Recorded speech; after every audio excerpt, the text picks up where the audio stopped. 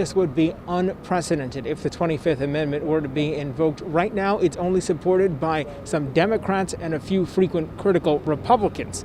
So tonight, we want to explain what the 25th Amendment means, who is supporting this idea, and why it matters.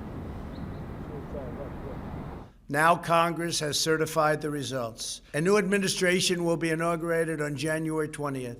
My focus now turns to ensuring a smooth, orderly, and seamless transition of power. President Trump acknowledged the new administration for the first time a day after a riot at the Capitol as Congress was certifying the results. To those who engaged in the acts of violence and destruction, you do not represent our country. And to those who broke the law, you will pay.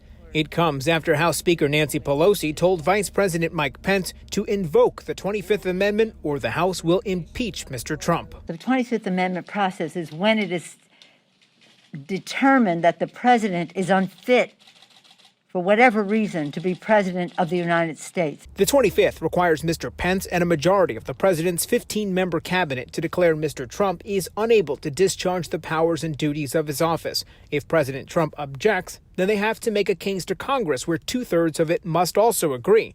So far, the idea to remove him is supported mostly by Democrats, including 3 of San Diego's 5 representatives. Only a few Republicans support the idea, and so far, the vice president isn't addressing the issue. Mr. Vice President, would you support the 25th Amendment against President Trump? The alternative is impeachment, which may be largely symbolic since there might not be enough time in Mr. Trump's presidency for the Senate to hold a hearing. However, a Senate conviction carries the added provision Mr. Trump cannot run for office again. While it's only 13 days left, any day can be a horror show for Americans. Speaker Pelosi said she expects to hear from the vice president soon.